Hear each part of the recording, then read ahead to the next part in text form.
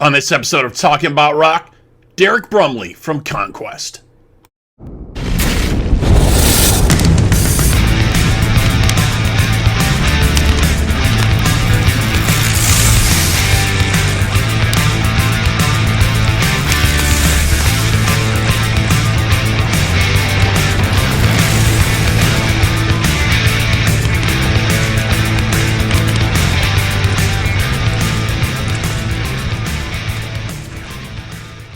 Hello and welcome to this episode of Talking About Rock. I'm Rob Edwards. Here we bring you rock interviews from veteran and upcoming artists. Subscribe on our YouTube channel to stay up to date. Follow us on our social media and our website, talkingaboutrock.com. Today we have for you a modern metal band, Conquest. They are a pure breed of metal with old school influences from Dio, Metallica, Judas Priest, and Testament. Joining us today, we have Derrick Brumley, lead vocalist and guitarist for Conquest. Hello, Derrick. How are you, man? I'm doing well, my friend. Thank you for having me. Thanks for being with us. So I got to start off by saying, so your journey started at 13. Did you think you'd be sharing the stage with some of your metal influences when you were that young? Well, no, especially back then, it was all like a fantasy almost. And when I was a young kid at 13, it was in the developing stages of heavy metal as far as the genre itself, right? So I was kind of lucky to be there and get to see a lot of that stuff. And so no, I had no idea how it was going to go. I had no idea, about anything. I just wanted to play music. I just wanted to play hard rock. And you went on and formed, I think, Conquest in '88 with Mike Crook, Rob Bauer, and Tim Fleetwood, correct? Well, in '88, no, '88 would have been Tim Fleetwood, me, Tony Restivo, and a guy named Tony Priver. And then '89, you know how that goes, some shuffles. Mike came in '95. Rob came in 2012, but actually he played with me back before any of those guys, back in like '82, '83 when we were in high school. So, yeah, crazy times. Crazy times, yeah. So we're here to talk about your latest release. You got Paradox from Dark Star Records. Yep. Some great tracks. I wanted to go through a couple of them here with you. So let's start out with Of the Devil's Creed. Just some smoking guitar on there. Just an outstanding track. What can you share with us about that? So that's what I call a traditional Conquest track. That has, to me, all the elements of pure heavy metal. Obviously, our influences shine through in a lot of areas. Very aggressive, mid-tempo at times, but then we pick up in the middle in the verses. So just all around pure heavy metal song. Mike does some phenomenal lead work in it. The drumming was just over the top. And Rob got some great bass lines. And if you notice, our music is all four instruments. The bass player is not just a low tone. And then, like, I'm a guitar player, Mike's a guitar player. We both play leads. We both interact with harmony parts, and so everybody, we create a niche, a sound with all four instruments. Nobody's a utility man. You know what I'm saying? Right. So. Exactly. Everybody has an input in the recording, exactly, in the process, actually. So yeah. So that's an awesome track. Another track I wanted to talk about is Walking Dead. It's really kind of, to me, it was reminiscent of early Priest. Sure. Just the kind of sound that you have in that song. That's kind of what I got from it, And I take that as a compliment for me, man. Priest for me was the reason. I mean, back in the early days when I was a kid, I knew who Sabbath was and all that. Then one day, picked up this record, putting on Beyond the Realms of Death, and it was over. And everything that followed on that record was just took me in a whole new way. And so, for me, Priest is everything. So thank you for that compliment. Yeah. Definitely. When I heard that, I definitely got that sense, like I was saying, early Priest. And they definitely set the standard back in the early '80s for metal when they came out. Without a doubt. For sure, And then you heard that those screeches from Rob Halford, and you're like, oh my God, how is this guy doing this stuff? How's he hitting these notes, right? Right? When I was a kid, man, I couldn't wait to try to do that later on in life. And even though I really wasn't a singer when I started, I was a guitar player at heart. But then when I decided to become a singer, I was like, you know what? If I'm going to do this, I'm going to try to give it its all. I'm not going to be a utility singer. You know what I mean? The guys that just get by. Right. That approach. Exactly. So, yeah. Yeah, definitely. So another track I want to talk to you about, and we're going to play here and check out in a second, which I thought was a really outstanding track. It's kind of a blend to me of kind of Poison and Bon Jovi. Last Goodbye. I thought was a really heartfelt track. And it seems I tell the guys that. That's funny. Yeah, and because they had this was like the early time with like the power ballads type of a thing. So it's almost got that type of feel, but it's a little bit gentler than that. You know what I mean? So, but obviously a lot of feeling in that. I don't know if you want to tell us a little bit about that, and maybe. Sure. So that song was written about my father's passing, and didn't know if it was going to be on a Conquest record or not. I just wrote it, just something I wanted to do in honor of my dad. And I went after an old school because my dad loved the Motleys and the Great Whites and those bands, and like he called out the Poison and the Bon Jovis. He loved that stuff. He, not I like some of it, but it wasn't my main, niche. But right, if you were a metalhead back in the day, you really couldn't say you liked Poison or Bon Jovi. Right. You couldn't say that. Bad idea. You were like Priest, and you liked Maiden, and you liked Sabbath. You couldn't say that. Nowadays, it's okay. But back then, back then you always want no. That's my girlfriend. She's listening to that. Right. That's not my Bon Jovi tape. That's not my Poison right. tape. Yeah, you couldn't say that. They're like, oh, they're glam, man. They're not real music. Totally. But that song was written about my dad's passing and his take on life. So for me, it's a very, very meaningful track. And I don't care so when I write music, I don't care. I don't go, we're a thrash band and we're going to do this. So, I write what comes out. That's what we do. Yeah, I thought it was outstanding and I really liked it. So I'm going to take a quick break here and we'll just play the song in the video for Last Goodbye. And we'll be right back here with Derrick on Talking About Rock.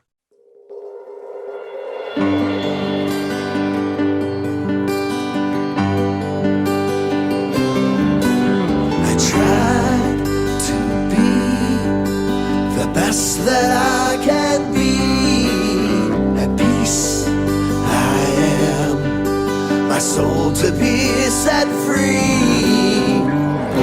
I see my life before my eyes. The doctor called, said it's time. Now we say our goodbye. Hold me close, don't you cry. Keep the faith as I die. This is my last goodbye.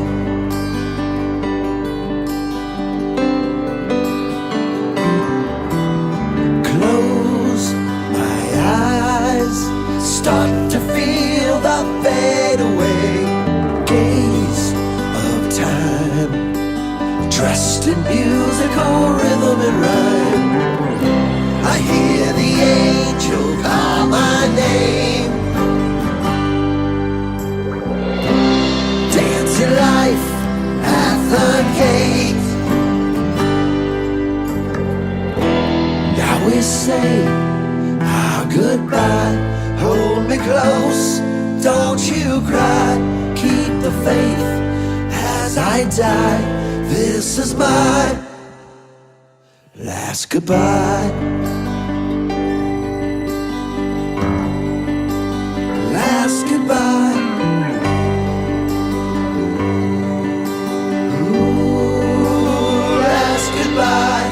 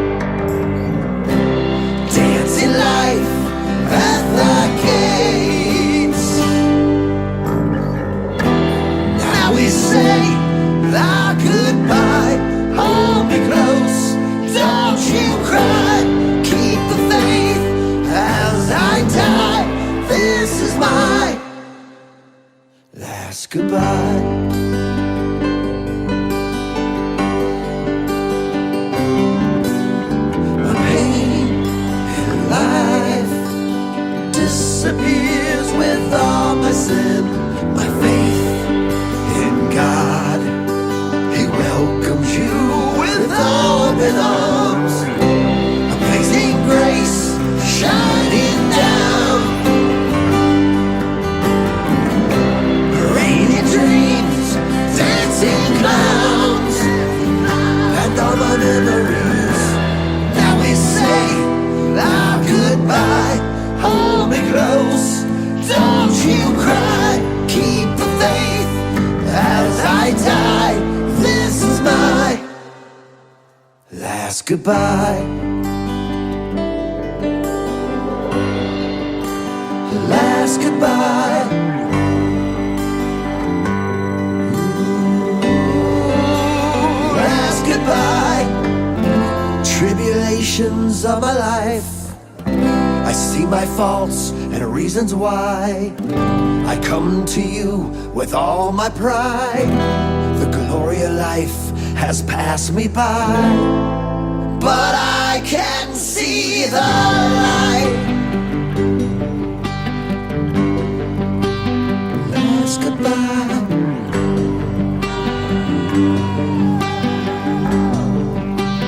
Last goodbye.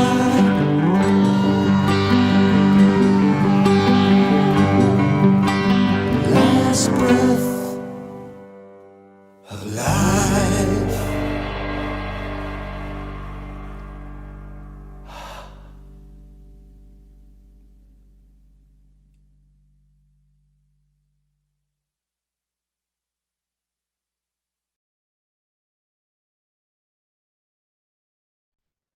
Okay, we're back here on Talking About Rock with Derrick Brumley from Conquest. Just checking out some of the tracks from Paradox in the video for Last Goodbye. Just like I said, a great track. I really dug it. One thing on here that was unexpected to me when I started going through, I've been listening to the album for the last couple of days, and Cool. you're doing a Ronnie James Dio cover, Yeah. which a great tribute to another master of metal, right? 1000%. Right. I mean, you couldn't have so many of the bands that we have nowadays without this man who was just amazing. And Very influential in my, to me, when again, another record, when I put on that Rainbow record, it changed my whole world as well. I went, whoa, you know what I mean? You had such a powerful vocal over some very, very melodic guitar work, just great music. Yeah, he definitely changed the game. Obviously for Sabbath, for sure. Without doubt. Brought them back from the dead, pretty much. I remember that time when everybody was like, "They're done. What's going to happen?" You know what I mean? Right. They were putting out subpar stuff. I'm like, what's going on here, right? And he came back and re-energized these guys, and just gave them a whole new fresh boot. Yeah, definitely. And then obviously we know when the Live Evils tracks started getting mixed and they started fighting about that. That was kind of the end of that. We talked to Vinny Appice a little bit about that. I'm sure. But yeah, another outstanding performer. Love Dio stuff. But like we were saying earlier, I mean, you've had the chance to really share the stage with some rock royalty, in our opinion. Rob Halford, Quiet Riot, Iron Maiden, Wasp, Poison, Slash's Snake Pit, Queen's White, Great White, Yngwie Malmsteen, George Lynch, Sebastian Bach, who's making a comeback now. Yeah, right. Which I was hoping that might happen. Right. But you're never too sure with Boz what he's gonna do. He's gonna actually do. I know, right? But it's kind of amazing. Can you share with us any of your memories for any of those times or those shows? Well, I could tell you there's so many of them, so many different variations of them, and looking back at it, it's what I don't think anybody, obviously you play music for the love of music because there's not a whole lot of money in it. Right. So to have all those memories piled on top of each other for somebody like me, I don't consider myself a rock star by any means at all. It's more, for me, it's all about music and the love of doing it. And so, here's a little story for you. So we're playing at an amphitheater in St. Louis. It was called, what was it called back then? It was called Riverport Amphitheater back then.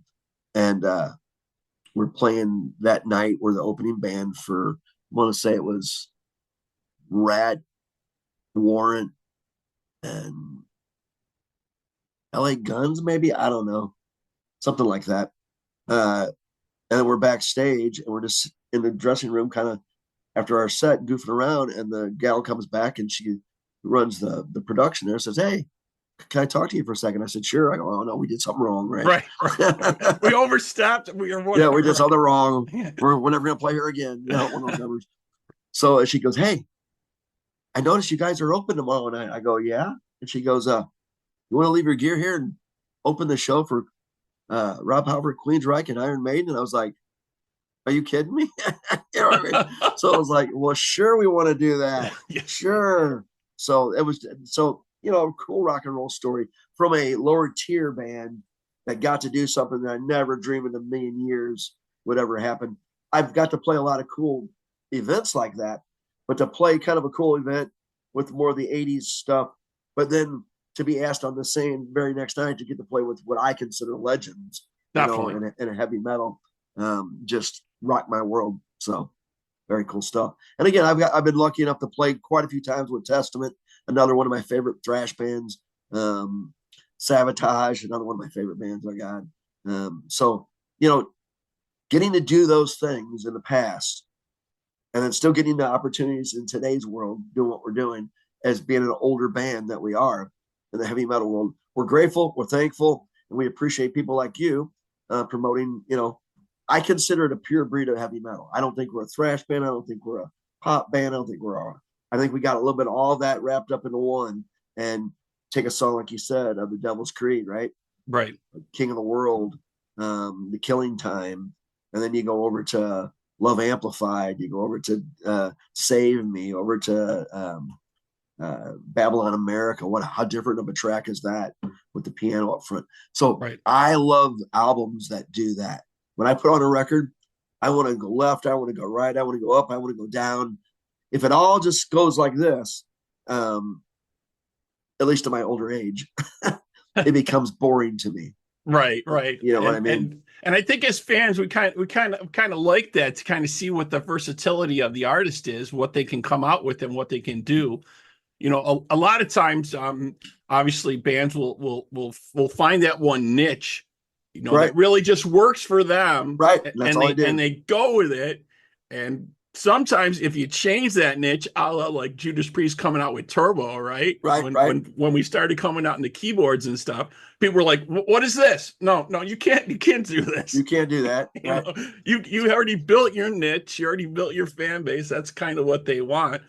But a lot of the bands, definitely, they're able to do what you guys are doing. Definitely. Well, I think the thing with that is that if you're established and you're selling millions of records, that particular fan base that you sold those million of records to, take AC/DC, Priest, Van Halen, those kind of bands, you got to give them that certain thing, because that's what sells them millions of records. Right. So they have a little harder time being diverse inside themselves. But you got a band on my level, and if you don't watch what you're doing, you become boring. Right. Because you don't have the marketing behind you. You don't have all that push and all that. And so you want to keep people's attention. You got to keep making that wheel shine. And to me, what makes a good record is when you can put it on and go from track 1 to track 6, and they're not all be the same song. Right. You know what I mean? Yeah, that gets very dull and very boring. Yeah. Right. For me, it does. And again, a lot of people would go, "No, not me, man. I want to thrash right straight through the whole, 40, 60 minutes of it. I want it to be thrash, punch you in the face." I can appreciate that. But I promise, for me, I could go put on the brand new Testament record, the brand new, Slayer, if you would, or whatever that will be. I want to listen to about 4 or 5 songs, and I'm going to move to the next record for a little while, something else. I might come back. You know what I mean? But right. I'm going to jump around. So to me, when you make a record, if you can do that inside your own record without making them change your record, right. You're doing. I think you're on the right track with that, for sure, especially with the short attention span that a lot of the people have now. Everything's like so fast. It's like this clip, that clip. Here this today, gone tomorrow, boom. Yeah, this TikTok, that TikTok, boom. It was a million followers today. Next year, who was that person? Yeah, what exactly? Right, it's true. Whatever, but it's you got a great chemistry and a great outlook on that. I really dig the tracks. I really like the album. Yeah, Paradox from you guys, definitely really, really great stuff. I like it. So what is next for you guys. I know you got some dates coming up. I was looking on your site. You got a date, I think, 26th. And so we got the 26th, we got December 7th. I don't know if they're all on the calendar yet, but I know we got December 7th, we got December 21st. And then there's some more stuff that's booked in the following year. So we put out the record. We knew it was coming out in early summer, which isn't always a good idea, but that's when it was coming. So that's what we had to do. And then we knew the festival season would destroy us and then touring around the Midwest is where we're out of. It's hard to do in the summer, not to mention prices, hotel stays, all that right now. So what we're hoping for a little bit of a change in the election here. And I'm hoping to get some gas prices down and some room. I mean, go rent a hotel, go rent 5 rooms for hotels for right now for your band. You know, it's brutal. Yeah. You know? So, traveling is crazy. Hotels crazy. Yeah. That's not built in. It's like you're not on a package with somebody else doing it or something. Yeah. That's right. Unless you get that gig, and that's possible, but it's not always, doesn't always happen. But you still got to go play. So we do 1-offs, 2-offs where we go for 2 days, 3 days and pop out some shows and play, and come back, that type of thing. Unless the world changes. And if it changes in our favor, then we'll probably get out there and hit, some baby runs where we're 2-week runs kind of thing, So very, very cool. I definitely hope to see some more dates coming out from you guys. Definitely. Thank you. Where else can folks check you out? On your social website, or where should they check you out? So like Chip's got, hooked me up with all you guys and that kind of stuff. So we want to thank Chip and Dark Star Records. You got great guys. I mean, Lloyd and Jeff have just been great to the band. So shout out to those. But all their websites, darkstarrecords.com. Then you go conquestmetal.com. If you go to conquestmetal.com, you can go anywhere off of that to the, you can Amazon, Spotify, you name it. It's all, we're everywhere there is to be if you're going to download it. But please do me a favor and go buy the vinyl. Right. You know what I mean? And so you got some variations of that too, right? I think I saw in there you have a couple different variations of vinyl. So what it is there's 16 songs on the record, 15 original tracks, and then the one cover of the Dio Rainbow song. So that won't fit on one vinyl record.